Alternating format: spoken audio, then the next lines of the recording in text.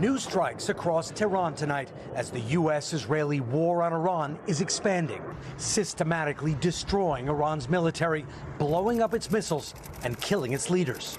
President Trump saying it could last 4 to 5 weeks. We will easily prevail. We're already substantially ahead of our time projections, but whatever the time is, it's okay. The Pentagon today announcing it's sending more troops and fighter jets to join the operation, which President Trump launched at 3:38 p.m. on Friday. The president directed, and I quote, "Operation Epic Fury is approved. No aborts. Good luck," close quote. But the war is also spreading to new countries with new risks. In Saudi Arabia, drones targeting the U.S. embassy in the capital, Riyadh, a fire breaking out there. A Saudi official telling NBC News there were no injuries. In Kuwait, 3 U.S. fighter jets were shot down and seen plummeting from the sky. The Pentagon said it was friendly fire, that the jets were hit by Kuwaiti missile defense systems. The crews all ejected and survived. In this video, you can see a parachute on the ground and what appears to be an American pilot in the back of an SUV, looking healthy but rattled, as the Pentagon announced at least 6 American service members have been killed. The Pentagon saying it now has total air superiority over Iran, allowing the U.S. to hunt down the missile launchers Iran is using to carry out attacks, including against Israel, where an Iranian missile made it through air defenses this morning. Prime Minister Netanyahu touring a town where 9 Israelis were killed by another Iranian strike. Iran is not just hitting Israel, but multiple Arab countries. Iranian fighter jets attacked Qatar, but were shot down, according to the Qatari military. In Bahrain, Iranian drones hitting residential high-rise buildings. In Kuwait, the international airport damaged by an Iranian drone strike. And tonight, Iran targeting Saudi Arabia, with damage seen in these oil fields.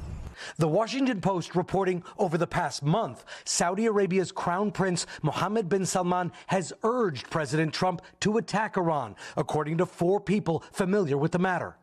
And we've learned the U.S. and Israeli strikes were launched on Saturday because intelligence showed Iran's supreme leader would be at a meeting of senior officials that morning, according to 2 sources briefed on the matter. In addition to Ayatollah Khamenei, the U.S. says 49 leaders from the Iranian regime have been killed. Iran has not confirmed all of the deaths.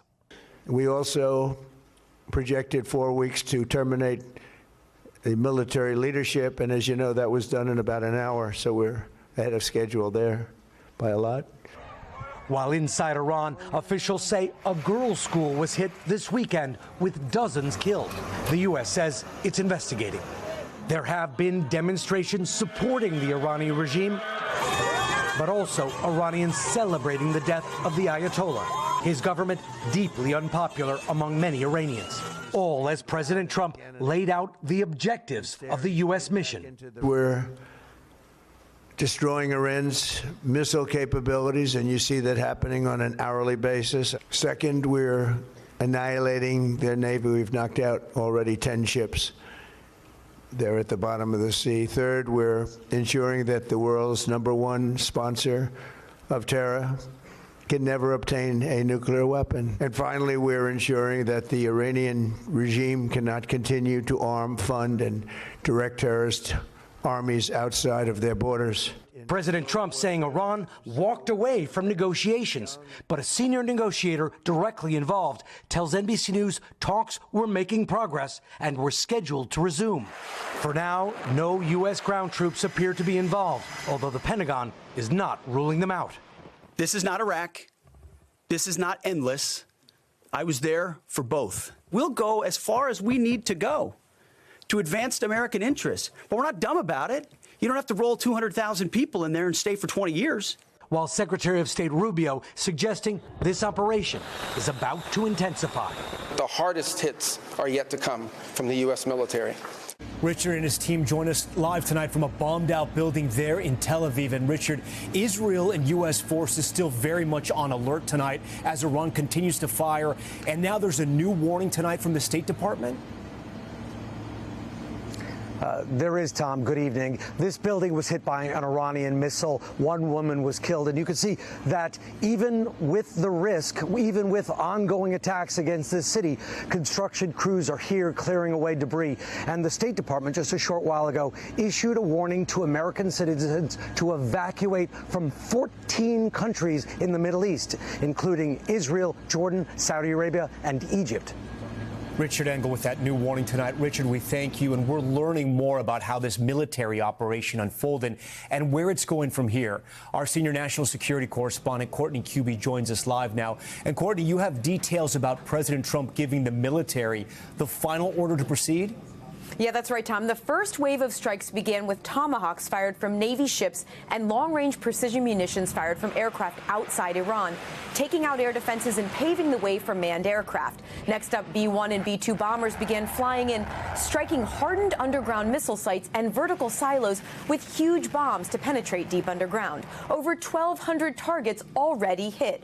President Trump saying a big wave is still to come, and while officials won't speculate, one possibility remains: the nuclear program, which so far has not been struck. One U.S. official said the goal of the operation is to hit hard and overwhelm Iran as quickly as possible, ideally in weeks, not months. Tom? All right, Courtney, thank you. Now to the White House, where the Trump administration is defending its decision to attack Iran amid Democratic criticism. Gabe Gutierrez joins us now live from the White House. And Gabe, Secretary of State Marco Rubio speaking to lawmakers late tonight? Yeah, Tom. Secretary Rubio saying there was absolutely an imminent threat to justify this operation. He argues that the Trump administration knew Israel was preparing to strike Iran, and that if the U.S. had waited for Iran to retaliate, Americans would have suffered higher casualties. Still, there has been mixed messaging here. Rubio and Hegseth saying today that regime change is not the goal, although the administration would like to see it happen. Those comments coming after President Trump urged Iranian protesters who recently faced a brutal government crackdown to take to the streets again and topple the regime.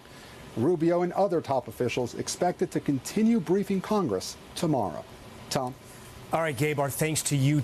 And tensions are high once again across the Gulf tonight, with several countries targeted by Iranian attacks, including Dubai, where our Keir Simmons is reporting tonight. Tonight, conflict is spiraling and spreading to Iraq, Lebanon, and as Gulf countries threaten to join this growing war. Iran targeting major cities in the Middle East with hundreds of missiles and drones, including this one in Bahrain. First the buzz, then the blast. Dubai's iconic hotels hit, many Iranian munitions still being shot down today. Here, a burst of smoke beside the world's tallest building, and the moment of impact at another hotel. I just heard this really loud bang. Alex Bouquet, who runs an American firm, fled to an Airbnb in the desert. We grabbed our passports as well. And we just started driving off. This was Dubai Airport over the weekend and nearby Abu Dhabi. Thankfully, passengers have been evacuated. Thousands of flights cancelled in a region that is a critical hub for the world's commercial airlines. Sarah Metty from Tennessee is in Dubai for her 20th wedding anniversary. She found herself filming munitions exploding outside their hotel. What are you thinking when you're filming this? That I've got to be in a dream. This can't be real. I never in a million years thought this would happen. They've been urged to stay inside. I just want to get home to the kids. I miss them terribly. Iran's objective in all this, to pressure its neighbors, to tell Washington, call off the war. And this is far from over. Keir Simmons joins us live from Dubai. And Keir, I'm being told there are now new attacks in Dubai tonight. That's right, Tom. I just heard a series of loud booms echo across this city. Another barrage of missiles from Iran. Tom, tens of thousands of Americans live in this region. Tom? Keir Simmons, please stay safe tonight. There is also a new threat from Iran around the critical Strait of Hormuz, where much of the world's oil passes through, with implications for the prices you pay at the pump. Christine Romans is here tonight. And Christine, Iran with a very serious threat. Yeah, and Tom, what happens to oil prices depends on what happens here in the Strait of Hormuz. It's a narrow waterway where about 20% of global oil passes through. And tonight, Iranian state media is saying Iran will set fire to any ship trying to pass through here. You can already see shipping there at a virtual standstill. Oil prices jump today, and every dollar that oil prices rise translates to about 2.5 cents for a gallon of gas. That means, for example, $10 spike in oil, 25 cents at the pump, and American wallets are already feeling this, Tom, these surging oil prices. The national average for a gallon of regular gas today topping $3. Secretary of State Marco Rubio says the administration anticipated this and will announce steps to mitigate it tomorrow. Okay, we'll see what that plan is all about. Christine, thank you. We thank you for watching. And remember, stay updated on breaking news and top stories on the NBC News app or watch live on our YouTube channel.